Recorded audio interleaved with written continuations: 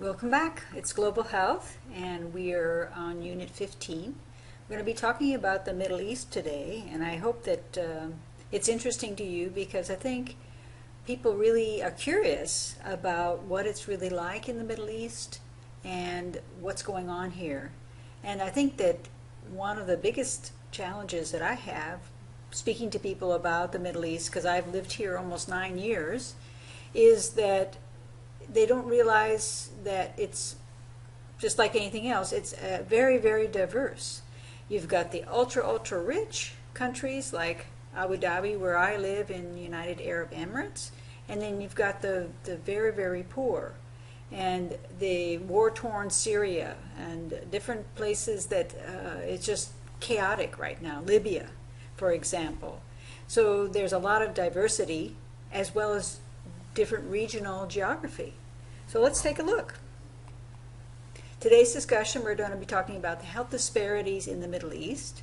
The case study I'm going to give is on Qatar. I lived in Doha, Qatar for 6 years, and I was the director of public health there. So I was really aware of not only what was going on in Qatar, but the whole region, because we had a lot of different meetings either in Geneva with the World Health Organization, or we'd go to Kuwait or Oman or different countries around in the region. I also worked in Egypt, and just for 2 years, and I think that what's going on there is very disturbing to me because it was one of the most stable and reliable Western ally within the Middle East, and now it's just crazy. The things that are going on there is chaos. And I want to challenge you to a debate. So again, this is going to be an open forum, and we're going to be having the blue team, green team, and just talk about the differences that you see supporting Egypt or Qatar in their efforts. So we're looking at global health disparities. So one of the examples, we've seen this map before, is that global life expectancy. So here, why in Brazil do they live till they're 63, and most of the former Republic of Russia, but then China, Saudi Arabia, they live longer. Or in these red areas in the middle of Central Africa, we know that HIV is much the reason why the life expectancy is so short for some of these countries. And remember, it's all in your perspective. So I love this picture. I'm sorry. Because the cameraman allowed the monkey to take a look also. So he might have a different perspective than I would. Again, we're going to be talking about global health, and we're focusing this time on the Middle East. So here we are with Saudi Arabia and boot, but all this region bordered by Turkey, Egypt, and here we have Qatar, which is just a small peninsula off the Saudi Arabian boot, and then Egypt, of course, is in North Africa. So there's Qatar, here's Egypt. So you can see Qatar is actually quite a small country, this little red peninsula here within the much bigger Arabian Peninsula.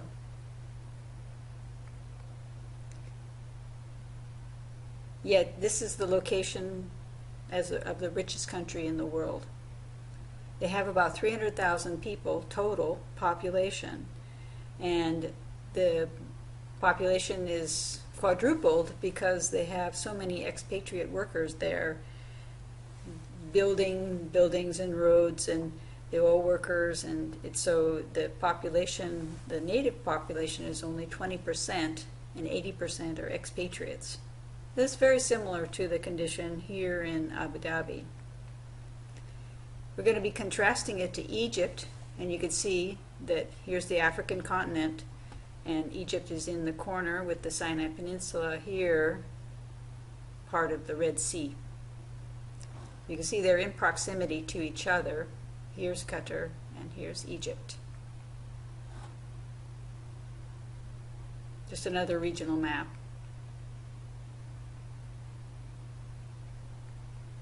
So let's talk about Egypt now. First thing you think of course, is Giza, the miracle of the world, the pyramids, the beautiful pyramids. When you think of Egypt, you think of hieroglyphs and all the different types of history. Egypt is famous for the magnificent museums that they have there in Cairo and Alexandria. It's compared to, nowhere in the world do they have such magnificent museums. The Sphinx, of course, and the story about whether or not Napoleon shot off the Sphinx's nose, or I think that pretty much all the damage to this beautiful monument has happened due to the sandstorms. We're actually having a shamal right now in Abu Dhabi, and so it looks like there's a great fog. There's so many particles of sand in the air. It's quite typical of the winter season here. Ancient Egypt is a country in North Africa with the Sinai Peninsula forming a land bridge to Southwest Asia. History reveals that human habitation in Southeast Egypt was as early as 8,000 BC. So it's a very, very ancient culture. I think that they say that in Egypt and in China were the original cultures that actually had written history. I think that the cradle of civilization, they always say, is in Babylonia, which is part of Syria and Damascus and all that area further north. The earliest known evidence of Egypt were the hieroglyphs. So again, it was important that they have a written history. And the tomb of Tutankhamun, of course, is the most spectacular archaeological find of the world. The types of preservations and honor that they gave their pharaohs, the Egyptian kings, was monumental. Everything was covered in gold. They had so many different symbols, and it was quite an interesting culture, very different from our own. But modern Egypt faces many of the same challenges that Colombia or any other modern developed country has. It has a very big population of 80 million people, so most of them live right along the Nile. You can see this aerial photograph at night. So here's Alexandria on the coast, and of course Cairo is inland here, but all along the Nile River is where people tend to live, because much of the rest of Egypt, just like the adjoining Libya and Tunisia, is desert. Egypt, again, has just over 80 million people. It has about 1 million square kilometers. The primary language is Arabic, but of course, if you're going to use a second language, French would be the next one, and of course for commerce they speak English. They're primarily Sunni Muslim and Coptic Christian, and I'm afraid that what history is, it's about 50-50 Muslim and Christian, and they fight a lot between the two of them. Generally speaking, Sunni Muslims are quite moderate for the region, so that's a good thing about Egypt, and probably why they've had such good close ties with Europe and the United States. Per capita income, 4,000. So again, it's not so high because it has a very big population. So you have very rich people, but majority of people don't have a lot of money. Physicians per 10,000 population, 28, 35 nurses. Again, we have to consider the fact that the quality of those physicians may be quite different from the excellent quality of physicians in Colombia. Life expectancy, again, to less than 70 years. Egypt in 2010 had again, just summarizing the poverty level of some people lived on $1.25 a day, so that was about 1.4 million people. Educational level overall, 80% literacy, so you've got some people that haven't had a chance to go to school. Maternal mortality is a good measure again of the health system in Egypt. 66 deaths per 100,000 births, that's very high. Most common cause of death are heart disease, so again, non-communicable cardiovascular disease, as it is in most countries around the world, the developed countries, complications of diabetes, but road accidents is still very high. You'll find that throughout the Middle East. They have long stretches of excellent road in the desert, and people tend to go very fast. So when they do have a car accident, which is very often it's a fatal accident.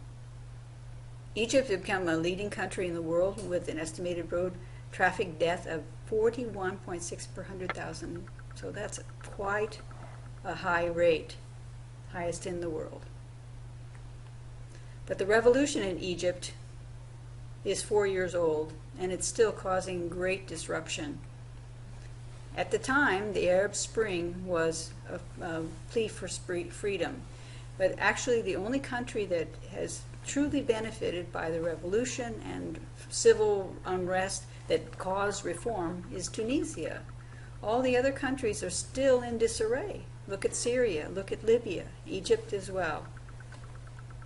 In 2011, thousands of Egyptians fled into the streets and were very angry about unemployment, the government corruption, and they overthrew the current president Morsi.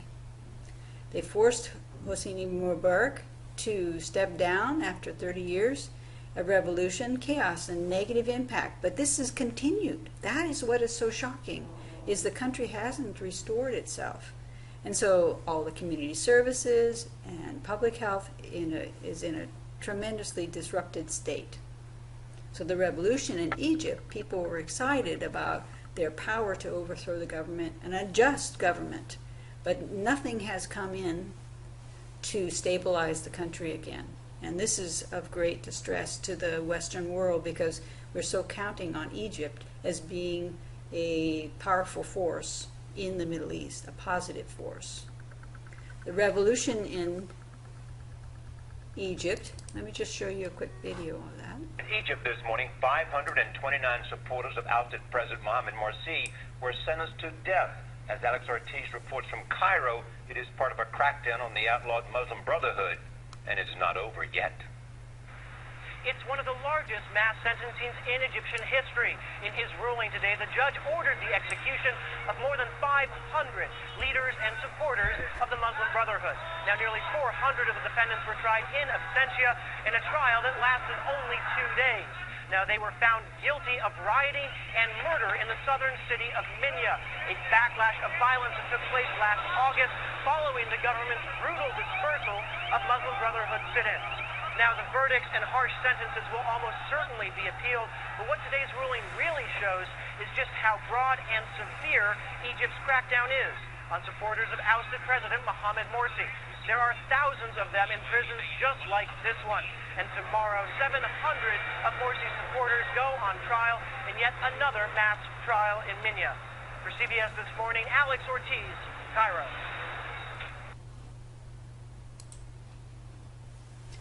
So this is an ongoing problem in Egypt, and it has caused a great deal of disruption. And recently they ousted the new president-elect. So to summarize for Egypt, there are lots of negative impacts that are still lasting, long-lasting, 4 years later. The Arab Spring Revolution overwhelmed the public health system and limits the access to services. Immediately following the revolution, of course, the emergency treatment and people getting injured and gunshot wounds and burns and so on, the system was overwhelmed. But now the streets are in chaos, the buildings are in shambles, and so the actual accessing, physically getting to services is something that is very difficult. And also people are afraid to be out on the streets because there really is a lot of lawlessness. Limited resources for public health have been diverted. So again, for emergency response, for riots. And the World Bank says only marginal improvement has been seen in the last 3 years in essential public health services. So they really didn't have a lot of room to go down because the services were already fairly minimal, but now it's even worse. So that next part, we're going to be looking at Qatar in contrast to Egypt. This is Global Health, Unit 15, Part 3. So let's continue our discussion And we're going to now talk about Qatar. So when you think of Qatar, or you think of Saudi Arabia, or you think of Dubai, or you think of United Arab Emirates, Yemen, Oman, what is the first thing that comes to your mind? Right. Camels and desert. At least when you think of Saudi Arabia, that definitely was true. But I have grown over the last 9 years, I've grown to really appreciate the beauty of the desert, and that's a good thing. So here we are in Qatar, the Middle East, and this particular country is on the Saudi Arabian boot here, this shape of a peninsula. It's just south of Turkey and forms this one side with the Red Sea. This is the Arabian Gulf, and of course this is the Indian Ocean right here. So you have Iraq, Iran, Saudi Arabia, Yemen. This big country here is Oman, and this is where I live in United Arab Emirates. And you can see this is the Straits of Hormuz that they always talk about in the news, because of course here's Iran and here's UAE, or right next to Dubai, and this is where the ships come in and out. So this is a very important strategic location. And then of course the US ally here in Qatar. Qatar has both an army and a US Air Force base in the country. So they used Qatar as a refueling station. They have bases here to launch attacks on Iraq during the Iraq War years ago. In addition, here's little teeny Kuwait. So this is why this one's very strategically located right next to huge Iran and Iraq, sort of breathing down the neck of poor little Kuwait. But Kuwait used to be the richest country in the world, but its oil production was damaged by two complete takeovers and attacks by Iraq. So they have been subdued in their production of oil and gas, and Qatar now is the world's richest country. The capital city is Doha. And in contrast to Saudi Arabia, this is what you kind of think. Actually, King Abdullah of Saudi Arabia has just died, and his successor is one of his sons. So it is King Salman now in Saudi Arabia. But of course, Saudi Arabia and all of the Middle East are famous for their date palms, the beautiful deserts they have here. They have a history of huge fortresses. You see this type of fortress? It seems like it might be just like Egypt or even Spain. And they're famous for their Arabian horses and horse races, beautiful horses. You have to remember, in the Olympics just last year, the Saudi Arabian women's sport team participated. It was the very first time that they have participated in an international sporting event for women, because they originally were not going to be allowed to wear their head coverings, which is a traditional part of the clothing for women in the Middle East. The Olympic Committee conceded that they could safely wear them, and so they did participate. So that's pretty cool. Things are always changing. So here's another map just to remind you of where Iran, Iraq, Syria, Jordan, Saudi Arabia in proximity to Qatar. The population here is about 2 million, and it is only 11,000 square kilometers. The primary language is Arabic. However, most people that I work with, all the business people, they speak perfect English. After all, these Qataris are the richest people in the world. They own a lot of properties in Europe. Many of the big businesses and properties in all of England belong to Saudi Arabia and Qatar and UAE. I know I met one of the sheikhs in Qatar, and he was asking about California and the fires there. He owns most of Southern California because these people are so rich, they have an opportunity to buy a lot of things. In Qatar, again, the religion is Muslim, and about 90% of the people are Sunni Muslim, which is a very moderate sect of Islam, and the Shia Muslim is only about 14%. Per capita income is over $90,000 a year per person. And again, we have about the same number of physicians as in Egypt. However, they have twice as many nurses. So you see the per 10,000 population. And these physicians are very often foreign trained in Europe or the United States. So the quality of physicians in Qatar is better than in Egypt. And look at our life expectancy, 82. So again, it's in par with Spain or other places in Europe. It's quite long in contrast to Egypt. Qatar in 2010, it has a population about 200 million. So again, we were talking about this, to summarize, about most of the people, 1.5 million of them all live in Doha. And the city has grown so much in the last 10 years that I've seen. It's remarkable. Poverty tends to be undocumented. They've got 94% literacy among men, 87% among women. Maternal mortality is still very high, unacceptably high for the world's richest country, 23 per 100,000 births. Most common cause of death are, again, the non-communicable disease, heart disease, diabetes, and road accidents. So again, they have a bad reputation for their road accidents. You can see it's quite a bit lower than Egypt at 23.7 deaths per 10,000 people. But they do have fabulous highways, I must admit. And 80% of the population in Qatar are expatriates, as we mentioned, in contrast to Egypt, which are primarily Egyptians. Qatar has a Supreme Council of Health, and by Emiri, so they have an Emir, who is the head of government, not a king or a sheikh. In 2005, he declared that there will be a National Health Authority, and this is the recommended infrastructure that World Health Organization recommends. The Qatar generally follows the British model for much of the types of government and law systems and health systems that they have. The main goal of the Supreme Council of Health is to establish premier quality health delivery system.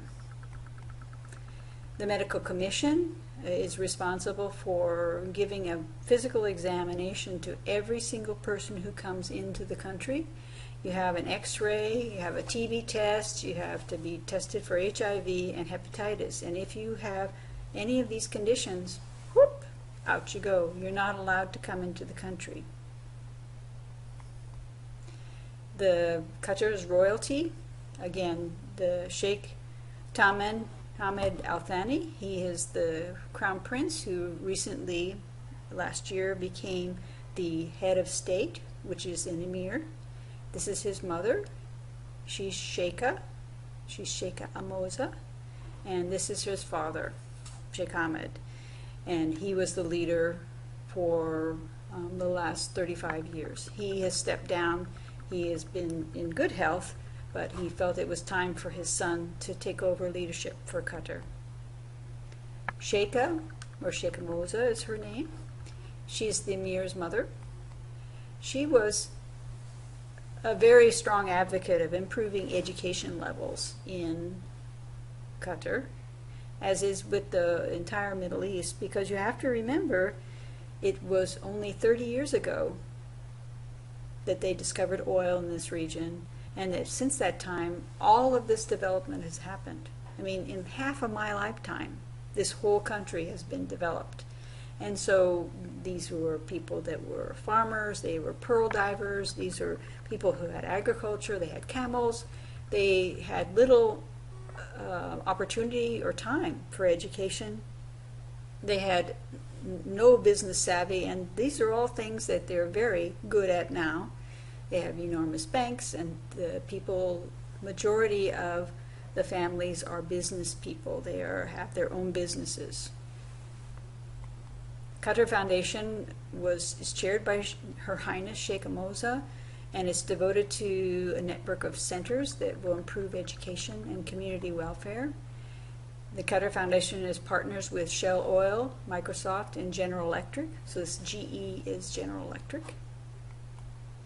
They are currently building the Sidra Medical Center, and it's almost a $8 billion endowment to have this beautiful hospital. It's a smart hospital with all kinds of technology to support physicians and nurses as they're caring for patients, and it's primarily for women and children. When I lived in Qatar for 6 years, I was the Director of Public Health and within the Supreme Council of Health. And they are responsible for continuous epidemiologic surveillance for the country. These are my health workers. These are all people that are dedicated professionals for public health, and some of them are Qatari. So here is Maria, Miriam, and Khalid. These are all people that are nationals. Latifa. Whereas other people, these two women are physicians, and they are from Pakistan. So we have a mixture of national team as well as foreign physicians who support the public health department.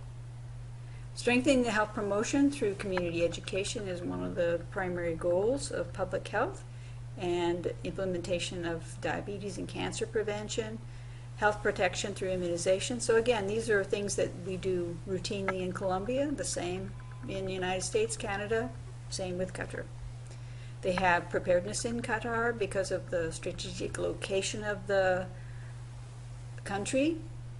They have a permanent emergency committee. They have a national avian influenza. I was there when we had the outbreak of the avian influenza, and it was one of the few places that actually reserved vaccine for the entire country, and they just sent them $3 million to reserve the vaccine specifically for their country. Animal Task Force, again, they have a sophisticated system that works well, but there are times when we don't want to see, hear, or speak about anything that is not working as it should. So we have Disaster Response Task Force, and again, a whole type of interaction between the Ministry of Interior, Ministry of Defense, with the task force that had to do with disaster response. And again, outbreak control and follow-up. We have routine national drills and exercises. So they're serious about really accomplishing what they need to for disaster preparedness. They have a national action plan to intensify disease surveillance in response to avian influenza or Ebola or whatever is coming. They ensure infrastructure and service support. So these are all things that are ongoing within Qatar and established, and they work closely with the UNDP, which is the development component, as well as World Health Organization, to make sure that they're doing things as they should by the guidelines. One example is for our emergency drill, and we're going to be finishing up this portion of the lecture right now, so I will be able to come back to that in just one moment.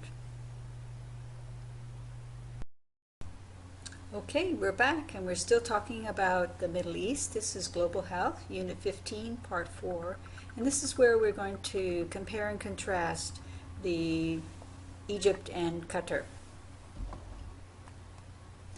We were just leaving off with my public health officers. So these are the men and women who responded to the drills, and we have our full PPE because it was avian influenza drill.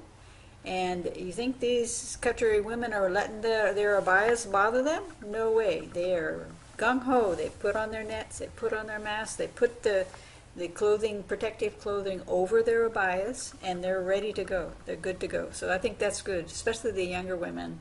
They're interested and they know they have to do the procedure as it should be. So here we are with our victim that was supposedly unwell with avian influenza. Here's our team putting him in the EMS vehicle.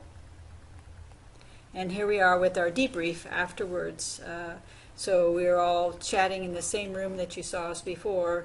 We were putting on the whiteboard the different steps, and it was actually my responsibility to call the drill off. So when all the components were completed, I had to come down to congratulate the team that they had done a good job and that each step had been completed fairly successfully.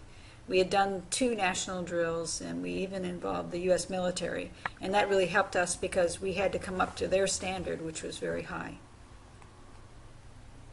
So I wanted you to be able to compare and contrast Qatar with Egypt because, of course, resources make a huge difference. The fact that Qatar is an oil-rich country, Egypt is not. It's more of an agricultural country with a lot of different types of handicrafts. It's not a rich country.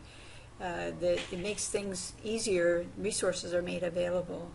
And as you can see, we have, this is not an uncommon scene. This is a camel crossing. And this man these camels are actually worth a lot of money. This is a young one, and they have a bag on the front to keep him from nibbling things he shouldn't. And you'll see them roaming out in the desert, but typically the adults will have their front feet tied. They'll have them hobbled so they can't escape because these are worth thousands of dollars, as much as fancy Arabian racehorses. So let's just watch this video. Let's see if this is going to work. I'm going to try to bring up a video that I haven't downloaded. We just touch this screen and see if it will play.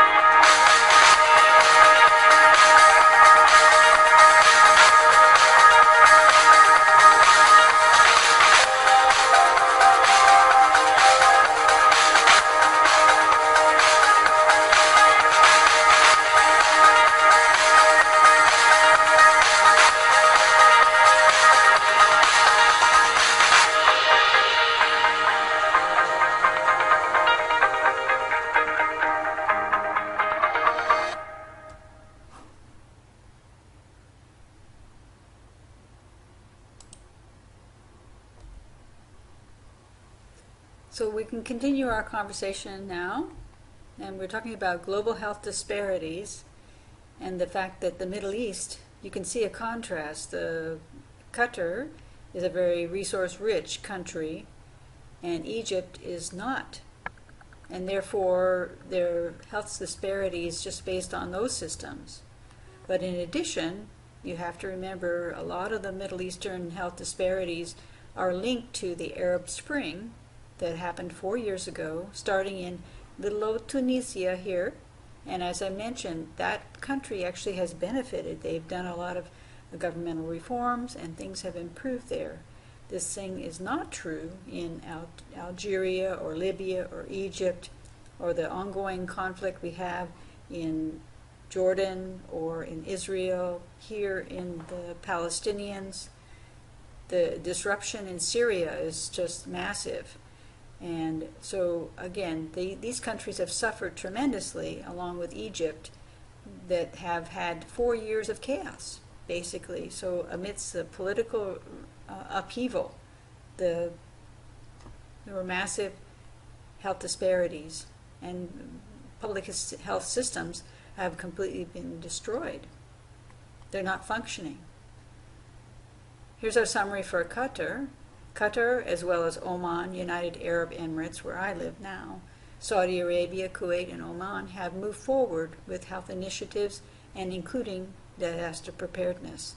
Resource-rich Gulf countries, so there are the Arabian Gulf countries that face Iran in the GCC, support neighboring Arab League nations following the Arab Spring Revolution with humanitarian aid.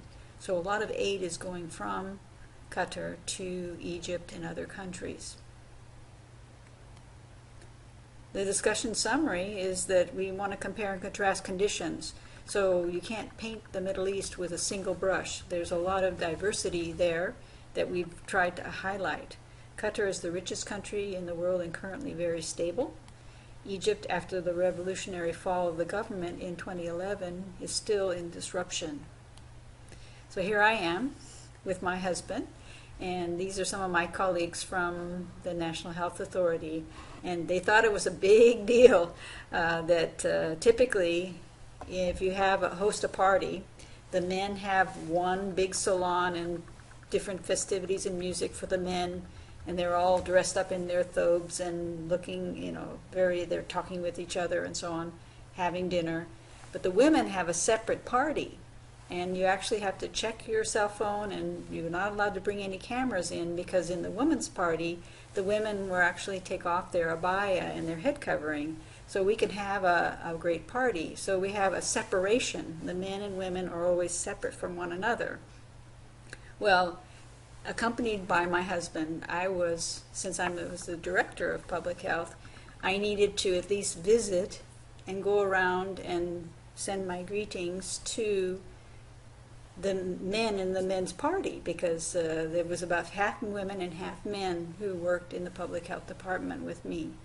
And so we have 200 women over here and 200 men in the men's party, and I was able to go in, but only respectfully accompanied by my husband, to give greetings to the men, because it would be unacceptable culturally for me to go in by myself.